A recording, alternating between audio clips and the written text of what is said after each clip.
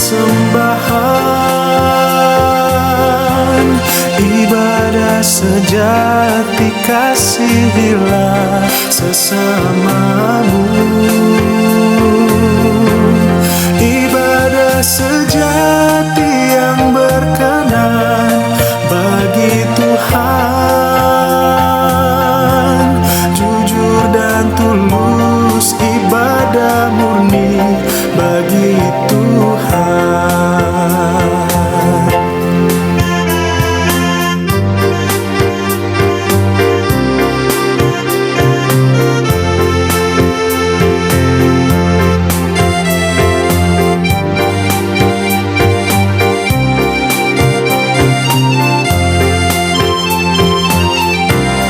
Berbahagia orang yang hidup beribadah, yang melayani orang susah dan lemah, dan penuh kasih menolong orang yang terbeban.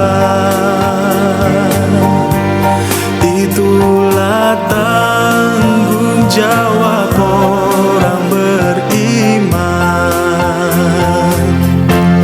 Ibadah sejati jadikanlah persembahan. Ibadah sejati kasihilah sesamamu.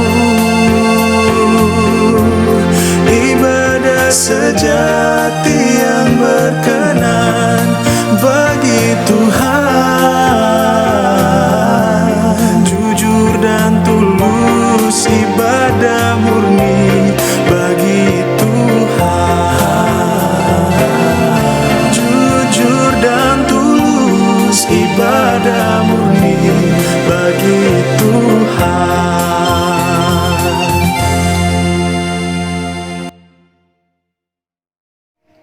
Selamat malam saudara-saudara, shalom bagi kita semua. Bersyukur sekali malam hari ini kita punya kesempatan untuk boleh masuk dalam renungan malam. Saudara, malam hari ini kita akan merenungkan tentang ibadah online yang selama ini kita jalani.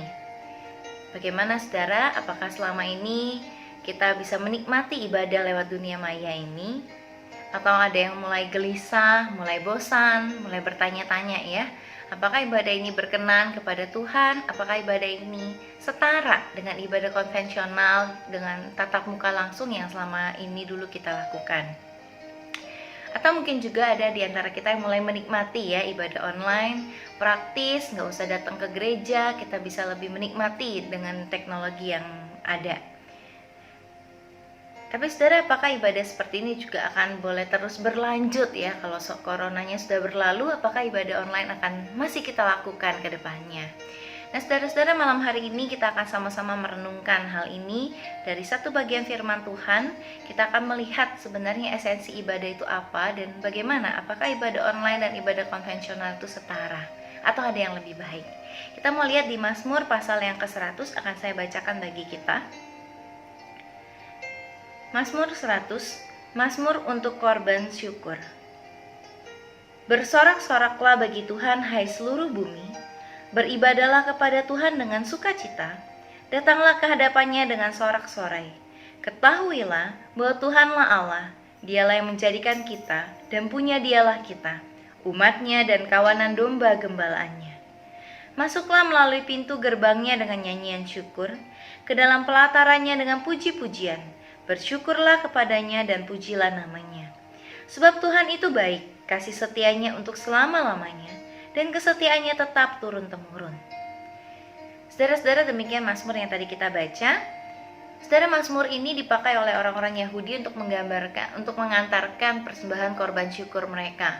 Jadi ini dipakai sebagai nyanyian pengantar ketika mereka mempersembahkan korban syukur kepada Tuhan. Tapi kalau kita lihat konteksnya, saudara, Mazmur ini berbicara lebih luas lagi. Kita lihat di ayat 1b sampai 2a, Mazmur ini merupakan satu ajakan untuk beribadah. Ajakan bagi seluruh bumi untuk beribadah kepada Tuhan, untuk menyembah, memuji Allah yang telah menciptakan seluruh isi bumi ini.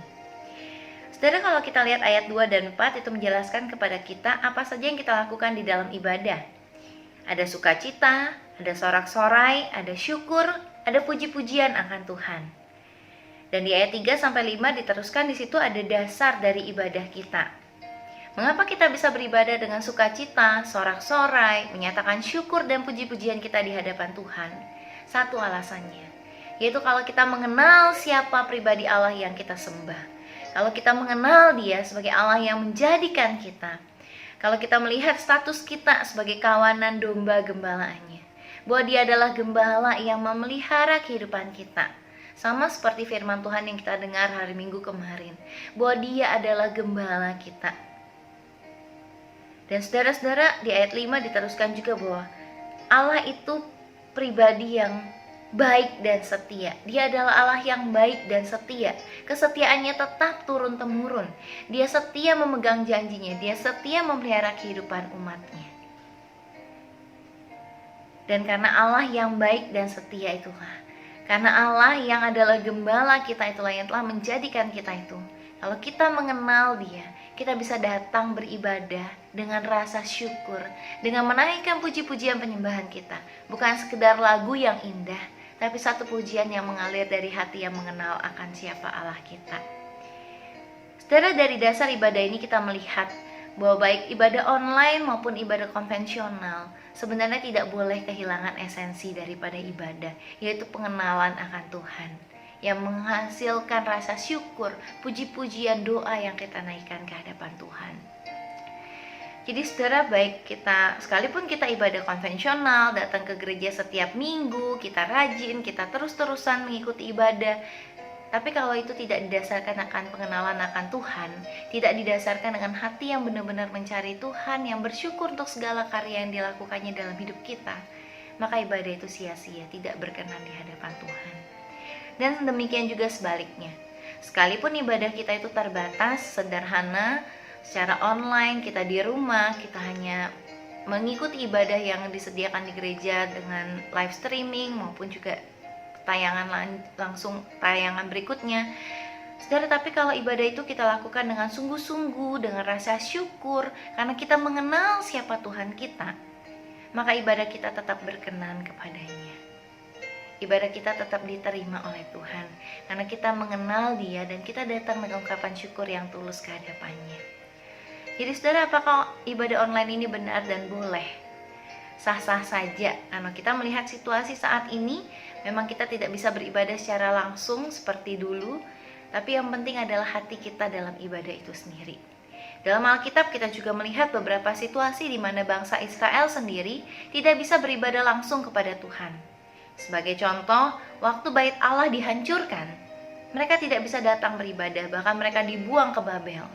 Dan Daniel contoh nyatanya, dia tidak bisa beribadah di bait Allah, tapi Alkitab mencatat bahwa dia beribadah 3 kali sehari, dia berdoa, dia berlutut kepada Allahnya. Di mana? Di kamar pribadinya seorang diri. Bahkan dengan situasi yang mengancam, dia tetap setia beribadah. Apakah ibadah yang berkenan kepada Tuhan? Tentu saja, karena dia datang karena pengenalannya akan Tuhan, bukan karena rutinitas, bukan karena ritual, tapi karena pengenalannya akan Tuhan, karena dia rindu mencari Allahnya. Dia datang tetap beribadah dengan segala keterbatasan yang ada. Jadi saudara, ibadah kita saat ini yang begitu terbatas, begitu sederhana, itu tidak bermasalah, tidak masalah, selama kita melakukannya dengan hati yang benar-benar mengenal Tuhan, dengan hati yang rindu mencari Dia, maka kita tidak akan kering dalam ibadah itu. Saudara, kita harus melihat bahwa ibadah konvensional dengan tatap muka langsung itu adalah satu anugerah Tuhan. Jadi kalau ditanya apakah kedepannya setelah corona berlalu kita akan terus ibadah online? Kenapa kita harus ibadah online? Kalau Tuhan sudah nantinya membukakan untuk kita bisa beribadah kembali bersama, memberikan satu anugerah bagi kita untuk boleh berkumpul kembali dalam rumah Tuhan, berjumpa dengan jemaat Tuhan, kenapa kita masih memilih untuk online? Jadi saya rasa tidak ada dasarnya lagi untuk ibadah online. Kecuali nanti ke depannya kita sakit, atau mungkin untuk jemaat yang sakit, untuk jemaat yang tidak bisa datang ke gereja. Tapi nanti ke depan kalau kita sudah bisa kembali, mari kita menikmati anugerah itu. Mungkin dulu kita nggak merasa ya ibadah konvensional itu adalah satu anugerah, karena kita bisa datang ke gereja setiap hari Minggu, bahkan setiap hari pun bisa ya ikut setiap persekutuan yang ada. Tapi di hari-hari belakangan ini membuat kita sadar bahwa sebenarnya ibadah yang bisa kita lakukan secara langsung tatap muka satu sama lain itu merupakan satu anugerah yang luar biasa. Dan nanti ketika anugerah itu bisa kita nikmati kembali, mari kita sama-sama merayakannya dengan temu raya bersama, ibadah bersama dengan saudara-saudara seiman kita. Namun dalam situasi seperti ini, mari kita tetap menjaga relasi kita dengan Tuhan. Jangan sampai keterbatasan yang ada membuat kita jadi kering secara rohani, tapi justru membuat kita tetap semakin giat mencari Tuhan, tetap sungguh-sungguh mengikuti ibadah yang ada. Kita tetap melaksanakan semuanya dengan baik. Dan saudara, Tuhan juga nggak minta kita datang dengan senyuman seakan semua baik-baik saja, dengan puji-pujian yang ceria-ceria semuanya seakan tidak ada masalah. Enggak.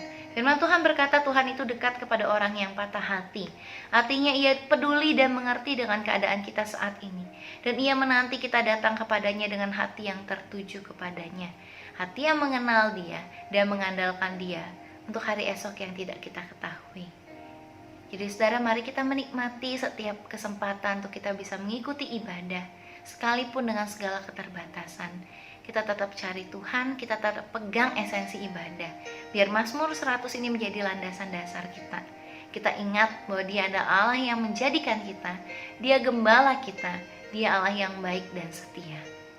Maka dari itu kita datang kepadanya dengan segala ucapan syukur dan kejujuran hati kita. Saudara, mari kita sama-sama masuk dalam doa syafaat. Saya akan memimpin doa syafaat ini bagi setiap kita. Bapa, kami bersyukur kepadamu ya Tuhan, karena Tuhan memberikan kemajuan teknologi yang luar biasa. Sehingga pada hari-hari yang sulit seperti ini, kami masih boleh menikmati kebenaran firman Tuhan yang disajikan lewat dunia maya. Tuhan, kami bersyukur untuk anak-anak Tuhan yang Tuhan pakai dengan luar biasa talenta-talenta mereka, yang memberikan waktu untuk mengedit video, untuk merekam ibadah yang berlangsung, juga untuk memberikan diri melayani di tengah-tengah situasi seperti ini. Kami bersyukur Tuhan, dan biarlah ibadah online yang dilayankan oleh gereja-gereja boleh menjadi berkat kekuatan bagi setiap jemaat Tuhan yang mengikuti dan mendengarkannya. Dan Tuhan, kami juga mau berdoa bagi seluruh umat Kristen yang saat ini sedang bergumul berat dengan keadaan ini. Untuk mereka yang kehilangan pekerjaan, untuk mereka yang mungkin bergumul dengan sakit penyakit, untuk mereka yang mungkin bergumul karena kehilangan orang yang mereka kasihi. Tuhan, ada begitu banyak pergumulan di masa-masa seperti ini yang saudara-saudara seiman kami hadapi. Tuhan, malam hari ini kami datang kepadamu ya Tuhan. Kami berdoa bagi mereka. Kami percaya Allah adalah Allah yang baik dan setia bagi mereka juga. Tuhan, kuatkan mereka ya Bapa. Biar segala pergumulan ini boleh membuat mereka melihat Tuhan lebih dekat lagi, lebih nyata lagi. Boleh semakin menguatkan iman mereka. Dan kami juga berdoa Tuhan yang boleh memberkati untuk pemerintah kami ya Tuhan. Kami doakan untuk mereka yang bergerak di bidang kesehatan, pendidikan, yang sedang berjuang begitu banyak ya Tuhan, untuk boleh menghadapi situasi ini dengan baik. Juga mereka di bidang perdagangan Tuhan Kau yang boleh menolong ya Bapa, agar pemerintah diberikan hikmat daripada Tuhan, agar boleh mengatasi masalah ini dengan baik, agar boleh mencari solusi yang terbaik bagi masyarakat. Dan Tuhan, hindarkan dari orang-orang yang mencari kepentingan diri sendiri di tengah-tengah situasi ini ya Tuhan. Kami menyerahkan pemerintahan kami ke dalam tangan kuasa Tuhan. Kami percaya Tuhan yang memilih pemerintah kami, Tuhan sendiri yang boleh menolong dan menopang mereka. Kami juga berdoa Tuhan untuk gereja-gereja Tuhan. Kami berdoa untuk lembaga-lembaga Kristen dan anak-anak Tuhan. Biar kami boleh menjadi terang kasih Tuhan di tengah-tengah situasi seperti ini Tuhan. Tuhan, berikan inspirasi, Tuhan gerakkan kami untuk apa yang boleh kami kerjakan di tengah-tengah dunia ini, yang boleh menjadi berkat bagi sama kami, memancarkan kasih Tuhan di tengah-tengah pandemi ini. Dan kami juga berdoa, Tuhan sendiri yang boleh menolong, memberkati untuk tim medis yang berjuang di garis depan, maupun juga untuk orang-orang yang harus terpaksa keluar rumah karena bekerja, ataupun juga karena urusan yang sangat penting. Tuhan yang boleh memberkati ya Bapa setiap mereka yang masih terus berjuang di tengah-tengah pandemi ini. Kami berdoa Tuhan yang boleh lindungi mereka, berikan mereka kesehatan ekstra, berikan mereka juga perlindungan daripada Tuhan agar mereka boleh terluput daripada pandemi ini ya Tuhan. Dan kami juga berdoa untuk setiap orang yang sedang dirawat karena COVID-19 ini. Tuhan Kau boleh berkati ya Bapa, berikan mereka semangat. Kami tahu satu tantangan yang berat ketika mereka harus diisolasi sekian lama, berjuang menghadapi penyakit ini seakan seorang diri. Tuhan Kau boleh menjadi kekuatan bagi mereka ya Tuhan. Tuhan yang boleh hibur, Tuhan yang boleh temani mereka, sehingga mereka boleh melawan rasa kesepian dan boleh melawan penyakit ini dengan baik ya Tuhan. Boleh dipulihkan. Kami juga berdoa, Tuhan yang sendiri boleh menolong untuk setiap rumah sakit yang mungkin sudah cukup kewalahan untuk menangani pasien-pasien yang ada. Tuhan berikan hikmat, Tuhan berikan fasilitas yang baik ya Bapa, agar setiap pasien boleh dirawat dengan baik. Dan kami juga berdoa, Tuhan sendiri boleh menolong untuk setiap kami dalam setiap pergumulan kami masing-masing. Tuhan Kau yang tahu, setiap orang yang ikut renungan malam hari ini memiliki pergumulan masing-masing di tengah-tengah masa-masa seperti ini. Biarlah Tuhan yang tetap menjadi pegangan kami, satu-satunya yang kami andalkan.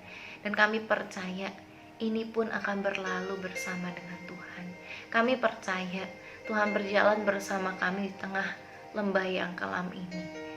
Terima kasih ya Tuhan, karena kami punya Allah yang hidup, di mana kami boleh menaikkan setiap doa syafaat kami, dan kami boleh menggantungkan seluruh hidup kami kepada Tuhan. Dan di dalam nama Tuhan Yesus Kristus, Juru Selamat kami yang hidup, kami menutup doa ini. Amin.